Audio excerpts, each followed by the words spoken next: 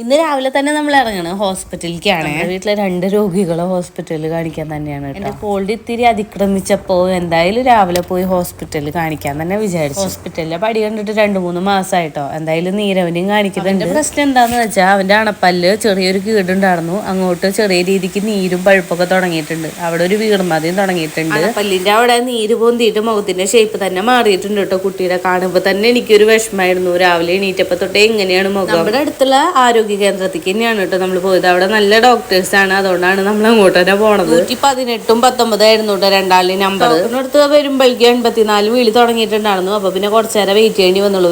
വേഗം വിളിച്ച് ഡോക്ടറെ കാണിക്കാൻ പറ്റി. പാരസെറ്റമോളും പിന്നെ രാത്രിക്ക് ഒരു ഗുളികയും കൂടിയേ കിട്ടിയുള്ളൂ. നീരവിന് ആന്റിബയോട്ടിക് ഒക്കെ കിട്ടി. പിന്നെ ഡെന്റിസ്റ്റിനെ കൂടെ ഒന്ന് കാണിക്കാൻ പറഞ്ഞു കേട്ടോ. എന്താന്ന് വെച്ചാൽ കുട്ടിക്ക് അവിടെ പെയിനൊന്നുമില്ല, പക്ഷെ വല്ലാത്തൊരു വീർമതാട്ടോ. എന്താ ഞാൻ കാണിക്കുന്നുണ്ട്, ഇങ്ങനെ ഒരു വിങ്ങല് പോലെ അങ്ങനെ പൊന്തി നിൽക്കുകയാണ്. കുട്ടിയുടെ മുഖത്തിന്റെ ഷേപ്പ് ഒക്കെ ആകെ മാറി. എന്തായാലും ചേട്ടനും നമ്മളും കൂടെ ഷൊർണൂർക്ക് വന്നാലേ വിചാരിച്ച് ചെറിയ രീതിക്ക് ഷോപ്പിംഗ് കൂടി ഉണ്ടായിരുന്നേ. വേറെ ഒന്നുമല്ല, എന്റെ മൊബൈൽ ഫോണിന് ഒരു കവർ വേണമായിരുന്നു. അപ്പൊ അതിനു വേണ്ടി കുറെ കടകളിൽ കയറി ഇറങ്ങിട്ടോ. ഇതായിരുന്നു ആദ്യത്തെ കട. ഇതിന്റെ തൊട്ടപ്പുറത്ത് വേറെ ഇവരുടെ തന്നെ ഷോപ്പ് ഉണ്ട് പറഞ്ഞ് അങ്ങോട്ട് കൂടെ പോയി. ചേട്ടൻ എടുത്ത കവർ ഉണ്ടല്ലോ വെള്ള, അതിൽ ഫ്ലവേഴ്സിന്റെ പ്രിന്റ് ഒക്കെ വരുന്നത് നല്ല തിളക്കൊക്കെ ഉണ്ടായിരുന്നു കേട്ടോ. അതെനിക്ക് ഭയങ്കര ഇഷ്ടമായി. പക്ഷെ അത് ഫോൺ താഴെ വീണ് കഴിഞ്ഞാൽ ഫോൺ 4 കഷ്ണമെന്ന് ചേട്ടൻ പറഞ്ഞോണ്ട് പിന്നെ അത് മേടിച്ചില്ല. നമ്മള് വേറൊരു ഷോപ്പിലും കൂടി കയറാൻ പറഞ്ഞിട്ട് നേരെ വരുമ്പോഴാണ് ചായ കുടിക്കാൻ വേണ്ടി ഞങ്ങൾ രണ്ടാളും പപ്സും പിന്നെ ചേട്ടൻ വേറെ എന്തോ ഒരു പഴത്തിന്റെ റോള് പോലത്തെ ഒരു സംഭവം മേടിച്ചു. അതും കൂടെ കഴിച്ച് നമ്മൾ വേറെ ഒരു കടയിൽ കയറി. ഇത് ചെറുത്തുരുത്തിയുള്ളത് തന്നെയാണ് കേട്ടോ. ഇവിടെ അത്യാവശ്യം സ്റ്റാൻഡേർഡ് ഉള്ള കവേഴ്സ് ഉണ്ടായിരുന്നു കേട്ടോ, കണ്ടില്ലേ. അപ്പൊ എനിക്ക് ആ ഓറഞ്ച് ഇഷ്ടമായി. പക്ഷെ പെട്ടെന്ന് ചളിയാവോ വിചാരിച്ചിട്ട് അതിന്റെ ഒരു നീല കളർ എടുത്തു. അത് ഞാൻ ലാസ്റ്റ് കാണിക്കുന്നുണ്ട്. നമ്മൾ അരി സാധനങ്ങളൊക്കെ മേടിക്കാൻ വേണ്ടി ബീഫയിൽ എത്തിയിട്ട് അപ്പൊ 1000-ന് മേലെ